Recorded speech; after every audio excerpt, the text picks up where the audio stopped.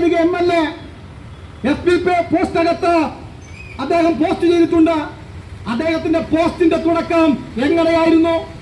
നമ്മുടെ നാടിന്റെ മതനിരപേക്ഷ പാരമ്പര്യത്തെ തകർക്കുന്ന രൂപത്തിലേക്കുള്ള വലിയ ബോധപൂർവമായ ശ്രമം ഒരുപറ്റം ആളുകൾ നടത്തുന്നുണ്ട്.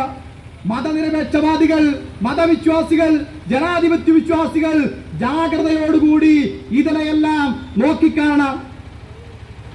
നോക്കൂ നിങ്ങൾ, അങ്ങനെയാണ് പോസ്റ്റ് ചെയ്തിട്ടുള്ളത്.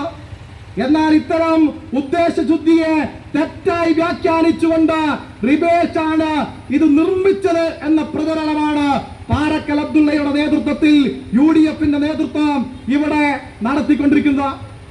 റിബേഷാണ് നിർമ്മിച്ചത് എന്ന് റിബേഷിനെ പോലീസ് വിളിപ്പിച്ചു. എന്നിട്ട് റിബേഷിനോട് പറഞ്ഞു, റെഡ് എൻകൗണ്ടർ എന്ന ഗ്രൂപ്പിനകത്ത് നിങ്ങൾ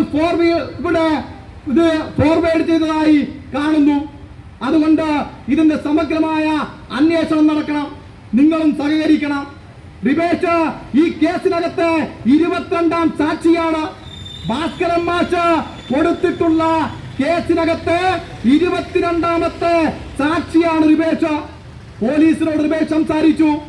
നാടിനെ കുട്ടിച്ചോറാക്കാൻ ശ്രമിച്ച ഈ വർഗീയവാദികളെ നിയമത്തിന് മുമ്പിൽ കൊണ്ടുവരണം. അതിന് ഞങ്ങൾ ചെയ്യേണ്ടത് എന്താണ്? ഈ ഫോറൻസിക് റിപ്പോർട്ട് അയക്കണം. ഫോറൻസിക് റിപ്പോർട്ട് പുറത്തു വന്നു കഴിഞ്ഞാൽ ആരാണ് ഇത് നിർമ്മിച്ചത് എന്ന് കൃത്യമായി തെളിയും. റിബേഷ് സിം കാർഡ് ഊരി പോലീസ് റിബേഷ് നൽകുന്നു. പോലീസിന് കൈമാറുന്നു.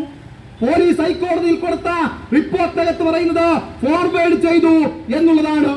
എന്നാൽ എവിടെ നിന്ന് കിട്ടിയ ആധികാരികമായ രേഖയുടെ അടിസ്ഥാനത്തിലാണ് പാറക്കൽ അബ്ദുള്ള കഴിഞ്ഞ ദിവസം അദ്ദേഹത്തിന്റെ FB പോസ്റ്റിനകത്ത് പോസ്റ്റ് ചെയ്തത് ഇത് റിബേഷ് നിർമ്മിച്ചതാണ് എന്ന്?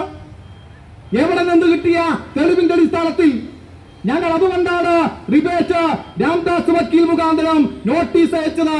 നിങ്ങൾ സമൂഹത്തെ തെറ്റിദ്ധരിപ്പിക്കുന്നു. ഒന്നെങ്കിൽ നിങ്ങൾ ഖേദം പ്രകടിപ്പിക്കണം, അല്ലെങ്കിൽ തെറ്റാണെന്ന് പറയണം, അല്ലെങ്കിൽ നിയമ നടപടിയുമായി ഞങ്ങൾ മുന്നോട്ടേക്ക് പോകും.